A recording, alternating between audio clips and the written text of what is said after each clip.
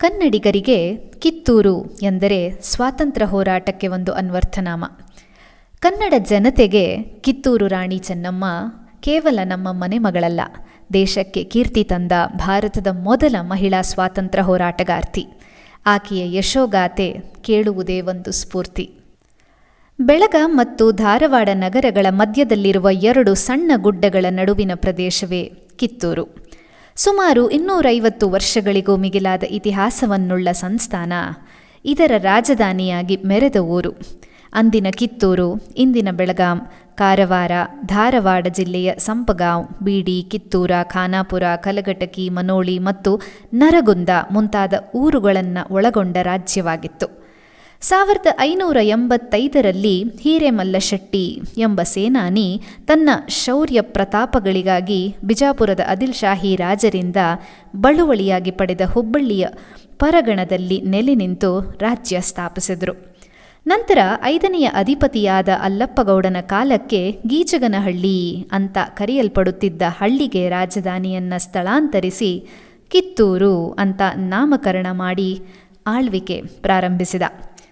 ಇದರ ವಂಶದಲ್ಲೆಲ್ಲ ಪ್ರಮುಖರಾದವರೆಂದರೆ ಮಲ್ಲಸರ್ಜ. ಅತ್ಯಂತ ವೈಭವಪೂರ್ಣವಾಗಿ ಆಡಳಿತ ನಡೆಸಿ ಖ್ಯಾತಿ ಪಡೆದ ಅರಸ.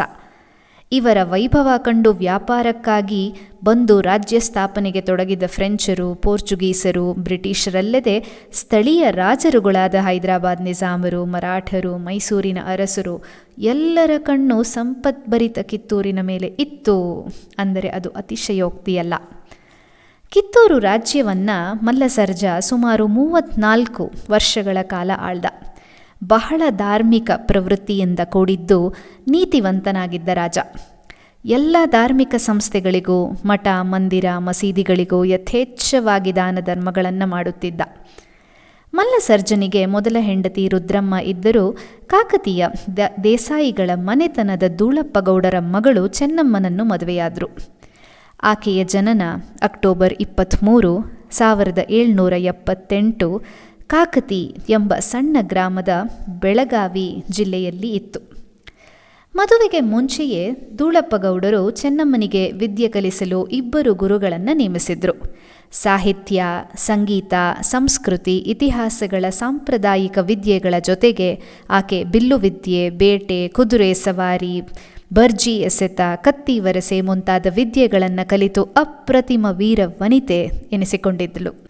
ಮಲ್ಲಸರ್ಜ ಕೇವಲ ರಾಜ್ಯಾಕಾಂಕ್ಷಿಯಾಗಿರದೆ ತನ್ನ ರಾಜ್ಯದ ಜನತೆಯ ಒಳಿತಿಗಾಗಿಯೇ ದುಡಿಯುತ್ತಿದ್ದರೂ ಮರಾಠರ ಪಿತೂರಿಗೊಳಗಾಗಿ ರಾಜ್ಯಭ್ರಷ್ಟನಾಗಿ ಪುಣೆಯ ಜೈಲಿನಲ್ಲಿ ಕಾಲ ಕಳೆಯಬೇಕಾಗಿ ಬಂದುದು ಒಂದು ವಿಧಿಯ ಅಣಕವೇ ಸರಿ ಅಂತಾನೆ ಹೇಳಬೇಕು.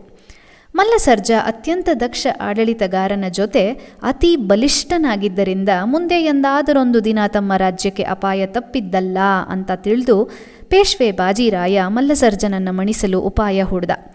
ಪೇಶ್ವೆಯವರು ಸಂಚಾರ ಹೊರಟಾಗ ಮಾಂಡಲೀಕರಿಂದ ಗೌರವಧನ, ಬೆಲೆ ಬಾಳುವ ವಸ್ತು, ಕಪ್ಪ ಪಡೆಯುವುದು ಒಂದು ವಾಡಿಕೆ. ಇದರಂತೆ ಮಲ್ಲಸರ್ಜನಿಗೂ ಬೈಲಹೊಂಗಲಕ್ಕೆ ಬಂದು ಕಾಣುವಂತೆ ಹೇಳಿ ಕಳಿಸಲಾಯಿತು. ಆದರೆ ಕುತಂತ್ರಿ ಪೇಶ್ವೆ ಮಲ್ಲಸರ್ಜನನ್ನು ಹೊಂಗಲ ಮುಟ್ಟುವ ವೇಳೆಗೆ ಅಲ್ಲಿಂದ ಮುಂದೆ ಸಾಗಿ ಮಲ್ಲಸರ್ಜನನ್ನು ಪುಣೆಗೆ ಕರೆದೊಯ್ಯುವಂತೆ ತನ್ನ ಅಧಿಕಾರಿಗಳಿಗೆ ತಿಳಿಸಿದ್ದ. ಸ್ನೇಹಭಾವದಿಂದ ಹೊರಟ ಮಲ್ಲಸರ್ಜನನ್ನು ಪುಣೆಯ ಮುಂದೋಳ ಕರವಾಡದಲ್ಲಿ ಬಂದಿಯಾಗಿರಿಸಿ ತಪ್ಪಿಸಿಕೊಳ್ಳದಂತೆ ಪಹರೆ ಏರ್ಪಡಿಸಿ ಚಿತ್ರಹಿಂಸೆಗೆ ಗುರಿಪಡಿಸಲಾಯಿತು. ಮಲ್ಲಸರ್ಜನ ಚಿಂತಾಜನಕ ಸ್ಥಿತಿ ತಲುಪಿದ್ದರಿಂದ ಮರಣ ಸಂಭವಿಸಿದರೆ ಅಪಖ್ಯಾತಿಗೊಳಗಾಗಬಹುದೆಂದು ಹೆದರಿಕೆಯಿಂದ ಬಿಡುಗಡೆ ಮಾಡಿ ಮುಚ್ಚಿದ ರಥದಲ್ಲಿ ಕಳುಹಿಸಿಕೊಟ್ಬಿಟ್ರು. ಕಿತ್ತೂರಿನ ಅರಮನೆಗೆ ಮೊದಲೇ ವಿಷಯ ತಿಳಿಸಿದ್ದರಿಂದ ಕಿತ್ತೂರಿನ ಅರಸ ಮನೆತನದ ಅಧಿಕಾರಿಗಳು ಹಾದಿಯಲ್ಲೇ ಬಂದು ಮಲ್ಲಸರ್ಜನನ್ನು ಬರಮಾಡಿಕೊಂಡ್ರು. ಆದರೆ ದೇಹ ತೀರಾ ಕೃಶವಾಗಿದ್ದು ಸುಧಾರಿಸಿಕೊಳ್ಳಲಾಗದೆ ಕೇವಲ 3-4 ದಿನಗಳಲ್ಲೇ ಅಂದರೆ 1816ರಲ್ಲಿ ಇಬ್ಬರು ಹೆಂಡಿರು ಹಾಗೂ ಮೊದಲ ಹೆಂಡತಿಯ ಮಗ ಶಿವಲಿಂಗ ರುದ್ರ ಸರ್ಜನನ್ನು ಬಿಟ್ಟು ಅಸುನೀಗಿದ ಮಲ್ಲಸರ್ಜ. ಕಿತ್ತೂರು ರಾಜ್ಯವು ದುಃಖದ ಕಡಲಲ್ಲಿ ಮುಳುಗಿ ಹೋಗಿತ್ತು.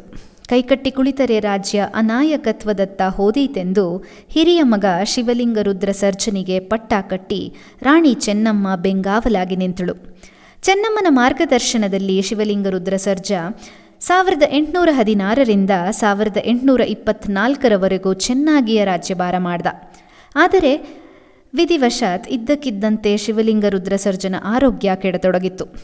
ಈತನ ಸಿಂಹಾಸನದ ಮೇಲೆ ಕುಳಿತಿದ್ದರೂ ವಾಸ್ತವವಾಗಿ ಚೆನ್ನಮ್ಮನೇ ರಾಜ್ಯಾಡಳಿತ ನಡೆಸಬೇಕಾದ ಸಮಯ ಬಂತು. ಶಿವಲಿಂಗ ರುದ್ರ ಸರ್ಜನಿಗಾದರೂ ವಿಪತ್ತು ಸಂಭವಿಸಿದರೆ ತೊಂದರೆಯಾಗಬಹುದೆಂಬ ಮುಂದಾಲೋಚನೆಯಿಂದ ಮಾಸ್ತರ ಮರಡಿಯ ಬಾಳಪ್ಪಗೌಡರ ಮಗ ಶಿವಲಿಂಗಪ್ಪನನ್ನು ದತ್ತಕ ತೆಗೆದುಕೊಂಡರು. ಚೆನ್ನಮ್ಮನೇ ಶಿವಲಿಂಗ ರುದ್ರ ಸರ್ಜನ ಹೆಸರಿನಲ್ಲಿ ರಾಜ್ಯಭಾರ ಮಾಡುತ್ತಿದ್ದರೂ ಕೂಡ ಆತನೂ ಕೂಡ ದತ್ತಕ ತೆಗೆದುಕೊಂಡ ನಂತರ 1824ರ ಸೆಪ್ಟೆಂಬರ್ 12ರಂದು ಅಸುನೀಗಿದ. ಇದೀಗ ಚೆನ್ನಮ್ಮನ ಜವಾಬ್ದಾರಿ ದ್ವಿಗುಣಗೊಂಡಿತ್ತು. ದತ್ತಕ ಪುತ್ರನು ಇನ್ನೂ ಚಿಕ್ಕ ಹುಡುಗನಾಗಿದ್ದರಿಂದ ರಾಜ್ಯದ ಸಮಸ್ತ ಹೊಣೆಗಾರಿಕೆಗೂ ತಲೆ ಕೊಡಬೇಕಾಯಿತು. ಭಾರತದಲ್ಲಿನ ಹಲವಾರು ಪ್ರದೇಶಗಳನ್ನು ಕಬಳಿಸಿದ ಬ್ರಿಟಿಷರಿಗೆ ಸಂಪತ್ತಿನಿಂದ ಕೂಡಿದ ಕಿತ್ತೂರಿನ ಮೇಲೆ ಕಣ್ಣು ಇದ್ದೇ ಇತ್ತು. ಹೇಗಾದರೂ ಮಾಡಿ ಕಿತ್ತೂರಿನ ಮೇಲೆ ತಮ್ಮ ಆಧಿಪತ್ಯ ಸ್ಥಾಪಿಸಬೇಕೆಂಬ ಸಮಯಕ್ಕಾಗಿ ಹೊಂಚಾಕ್ತಾ ಇದ್ರು.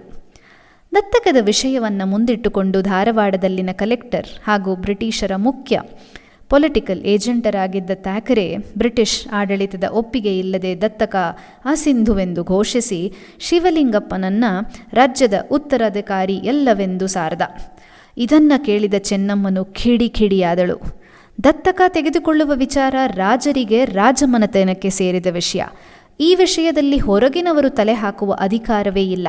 ಇಷ್ಟಕ್ಕೂ ಇಂಗ್ಲಿಷರಿಂದ ಪರವಾನಗಿ ಪಡೆಯುವ ಅವಶ್ಯಕತೆಯಾದರೂ ಏನಿದೆ ಎಂಬುದು ಚೆನ್ನಮ್ಮನ ವಾದ ಸರಣಿಯಾಗಿತ್ತು. ಆದರೆ ಥ್ಯಾಕರೆ ಸಾಹೇಬ ರಾಜ್ಯದಲ್ಲಿ ಅನಾಯಕತ್ವ, ಅಜಾಗರೂಕತೆ, ಅಶಾಂತಿ ತಲೆದೂರಬಹುದೆಂಬ ನೆಪ ಒಡ್ಡಿ ಬ್ರಿಟಿಷ್ ಆಡಳಿತದಿಂದ ನಿರ್ಣಯ ತಂದು ವ್ಯವಸ್ಥೆ ಸರಿಯಾಗಿ ಇಲ್ಲ ಅಂತ ಹೇಳಿ ಅರಮನೆಯ ಭಂಡಾರಕ್ಕೆ ಬೀಗ ಜಡಿದು ಕನ್ನೂರು ಮಲ್ಲಪ್ಪ ಶೆಟ್ಟಿ ಮತ್ತು ಹಾವೇರಿ ವೆಂಕಟರಾಯ ಎಂಬುವವರನ್ನು ಅದರ ಹೊಣೆಗಾರಿಕೆ ಕೊಟ್ಟು ನೇಮಿಸಿದ. ಹೀಗೆ ಹಲವಾರು ಸಂದರ್ಭಗಳಲ್ಲಿ ಇಲ್ಲಿನ ಸ್ಥಳೀಯರೇ ದ್ರೋಹ ಬಗೆದು ಹೊರಗಿನವರಿಗೆ ಸಹಾಯ ಮಾಡಿದ್ದರಿಂದಲೇ ಈ ದೇಶದ ಸ್ಥಿತಿ ಹೀನಾಯ ಸ್ಥಿತಿ ತಲುಪಿದ್ದು ಅಂತ ಬಹುಶಃ ನಮಗೆಲ್ಲ ಇಷ್ಟರೊಳಗಾಗಿ ಅರ್ಥ ಆಗಿರಬೇಕು. ಸ್ವಂತ ಸಾಧನೆ, ಅಲ್ಪ ಹಣದ ಆಸೆಗಾಗಿ ಭಾರತ ಮಾತೆಗೆ ದ್ರೋಹ ಬಗೆದ ಹಲವಾರು ಉದಾಹರಣೆಗಳನ್ನು ಇತಿಹಾಸದುದ್ದಕ್ಕೂ ಹೀಗೆ ಕಾಣಬಹುದು. ಇತಿಹಾಸದಿಂದ ಕಲಿಯಬೇಕಾದ ಒಂದು ಬಹುಮುಖ್ಯ ಪಾಠ ಅಂದರೆ ಬಹುಶಃ ಇದು: ನಮ್ಮವರಿಗೆ ಸಹಾಯ ಮಾಡದಿದ್ರೂ ಬೇಡ, ಮೋಸ ಮಾಡೋದು ಬೇಡ, ನಮ್ಮವರಿಗೆ ವಿಶ್ವಾಸ ತೋರಿಸದಿದ್ದರೂ ಬೇಡ, ನೋವುಂಟು ಮಾಡುವುದು ಬೇಡ ಅಲ್ವಾ? ಥ್ಯಾಕರೆ ಹಿರಿಯ ರಾಣಿ ರುದ್ರಮ್ಮ ಹಾಗೂ ಚೆನ್ನಮ್ಮನ ನಡುವೆ ಒಡಕು ಮೂಡಿಸುವ ಕಾರ್ಯವನ್ನು ಮಾಡತೊಡಗಿದ. ಅರಮನೆಯ ತುಂಬ ಗೂಢಾಚಾರರನ್ನು ನೇಮಿಸಿದ. ರಾಣಿಯನ್ನು ಸಾರ್ವಜನಿಕರು ಭೇಟಿಯಾಗದಂತೆ ನಿರ್ಧರಿಸಿದ. ಛಲಗಾರ್ತಿ ಚೆನ್ನಮ್ಮ ಥ್ಯಾಕರೆಗೆ ಹೆದರಲಿಲ್ಲ.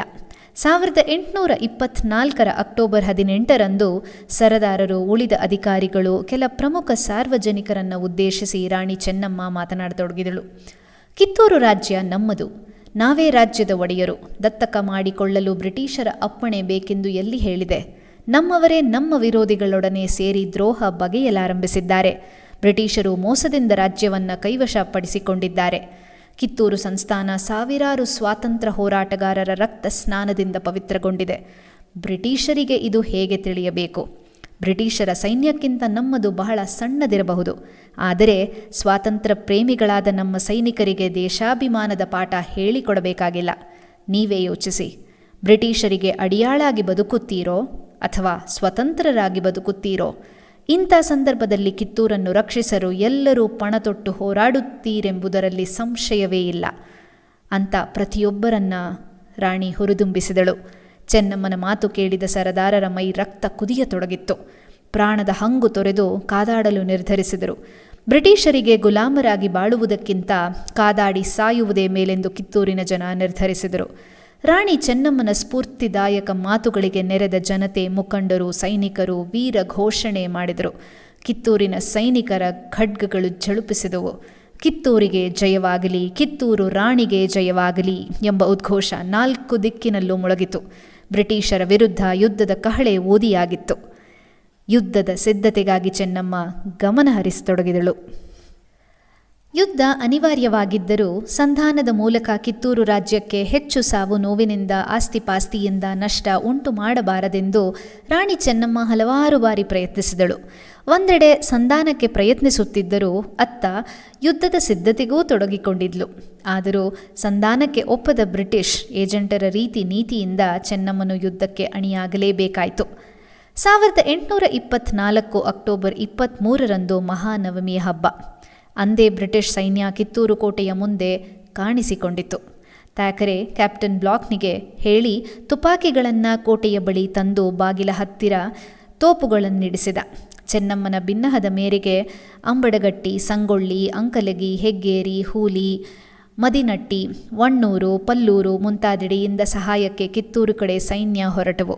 20 ನಿಮಿಷಗಳ ಗಡುವು ನೀಡಿದ ಥ್ಯಾಕರೆ ಕೋಟೆ ಬಾಗಿಲು ತೆರೆಯಲು ಆದೇಶ ನೀಡಿದ. ಇಲ್ಲದಿದ್ದರೆ ಕಿತ್ತೂರನ್ನು ಸುಟ್ಟು ಬಿಡುವುದಾಗಿ ಎಚ್ಚರಿಸಿದ. ಸ್ವಾತಂತ್ರ್ಯ ಪ್ರೇಮಿಗಳಾದ ಸಂಗೊಳ್ಳಿ ರಾಯಣ್ಣ, ಅಮಟೂರು ಬಾಳಪ್ಪ, ಸೈನ್ಯದ ಮುಖಂಡ ಗುರುಸಿದ್ದಪ್ಪ ಇವರೆಲ್ಲರ ರಕ್ತ ಕುದಿಯತೊಡಗಿತ್ತು. ಥ್ಯಾಕರೆಗೆ ಪಾಠ ಕಲಿಸಲೇಬೇಕು. ಬಾಗಿಲು ಹಾಕಿ ಕುಳಿತು ಹೆದರುವುದೇಕೆ, ಇಂಗ್ಲಿಷರನ್ನು ಧೂಳಿಪಟ ಮಾಡುತ್ತೇವೆ ಎಂದು ಹೇಳಿದ್ದೇ ತಡ ಸೈನ್ಯ ಸಿದ್ಧವಾಯಿತು. 20 ನಿಮಿಷ ಕಳೆದ ನಂತರ ಅತ್ತ ಕಡೆ ಗೋಡೆ ಒಡೆಯುವ ಶಬ್ದ ಕೇಳಿಬಂದಾಗ ಸುಮ್ಮನಿರಲಾರದೆ ಕೋಟೆ ಬಾಗಿಲು ತೆರೆದರು. ಹರ ಹರ ಮಹಾದೇವ, ಚೆನ್ನಮ್ಮನಿಗೆ ಜಯವಾಗಲಿ, ಕಿತ್ತೂರಿಗೆ ಜಯವಾಗಲಿ ಎಂದು ಜಯ ಘೋಷಣೆ ಮಾಡುತ್ತಾ ಕೋಟೆಯೊಳಗಿನಿಂದ ಹೊರಟ ಕಿತ್ತೂರು ಸೈನ್ಯ ಬ್ರಿಟಿಷ್ ಸೈನಿಕರನ್ನು ಕಂಡಲ್ಲಿ ತುಂಡರಿಸತೊಡಗಿತ್ತು. ಚೆನ್ನಮ್ಮ ಖಡ್ಗ ಹಿಡಿದು ಕುದುರೆ ಏರಿ ರಣರಂಗದಲ್ಲಿ ಕಾದಾಡುತ್ತಾ ಸೈನಿಕರನ್ನು ಹುರಿದುಂಬಿಸತೊಡಗಿದ್ಲು. ಇಂಗ್ಲಿಷ್ ಸೈನ್ಯ ನುಚ್ಚು ನೂರಾಯಿತು. ಥ್ಯಾಕರೆ ಈಗ ನಿಜಕ್ಕೂ ಗಾಬರಿಗೊಂಡ. ಅವನ ಯೋಜನೆಗಳೆಲ್ಲ ತಲೆ ಕೆಳಗಾಗಿ ಹೋಗಿತ್ತು. ಥ್ಯಾಕರೆಯನ್ನು ಬಂಧಿಸಲು ರಾಣಿ ಆದೇಶಿಸಿದರೂ ರಾಣಿಯತ್ತ ಪಿಸ್ತೂಲು ಹಿಡಿದು ಹೊರಟ ಥ್ಯಾಕರೆಯನ್ನು ನೋಡಿದ ರಾಣಿಯ ಆಪ್ತ ಅಂಗರಕ್ಷಕ ಅಮಟೂರು ಬಾಳಪ್ಪ ಮುಂದಾಗಲಿರುವುದನ್ನು ಊಹಿಸಿ ಅನಾಹುತ ತಪ್ಪಿಸಲು ಥ್ಯಾಕರೆಗೆ ಗುಂಡು ಹಾರಿಸಿದ. ಕ್ಷಣಾರ್ಧದಲ್ಲಿ ಥ್ಯಾಕರೆ ನೆಲಕ್ಕುರುಳಿದ. ಯುದ್ಧದ ನಂತರ ಇಂಗ್ಲಿಷರು ಥ್ಯಾಕರೆಯ ದೇಹವನ್ನು ಧಾರವಾಡದಲ್ಲಿ ಹೂಳಿ ಸ್ಮಾರಕ ಸ್ತಂಭ ನೆಟ್ಬಿಟ್ರು. ಇದನ್ನು ಇಂದು ಕಾಣಬಹುದು. ಹಲವಾರು ಇಂಗ್ಲಿಷ್ ಸರದಾರರನ್ನು ಸೆರೆ ಹಿಡಿಯಲಾಯಿತು ಈ ಯುದ್ಧದಲ್ಲಿ. ಇಂಗ್ಲಿಷರಿಗೆ ಭಾರೀ ಸೋಲಿನಿಂದ ಮುಖ ಭಂಗವಾಗಿ ಹೋಗಿತ್ತು. ದಕ್ಷಿಣದ ಕಮಿಷನರ್ ಆಗಿದ್ದ ಚಾಪ್ಲಿನ್ಗೆ ಸುದ್ದಿ ತಿಳಿದಾಗ ಸಿಡಿಲು ಬಡಿದಂತಾಯಿತು. ಕಿತ್ತೂರು ಸೈನ್ಯದ ವೀರಾವೇಶ ಕೇಳಿ ಆತುರದ ನಿರ್ಧಾರ ಸಲ್ಲದೆಂದು ಆತ ನಿರ್ಧಾರ ಮಾಡ್ದ. ಸೆರೆ ಹಿಡಿದ ಸೈನಿಕರನ್ನು ಬಿಡುಗಡೆಗೊಳಿಸುವಂತೆ ಪ್ರಾರ್ಥಿಸಿದ. ಕಿತ್ತೂರು ಆಡಳಿತದಲ್ಲಿ ಕೈ ಹಾಕುವುದಿಲ್ಲವೆನ್ನುವುದಾದರೆ ಸೆರೆ ಹಿಡಿದ ಸೈನಿಕರನ್ನು ಬಿಡುಗಡೆ ಮಾಡುತ್ತೀವೆಂದಳು ರಾಣಿ ಚೆನ್ನಮ್ಮ.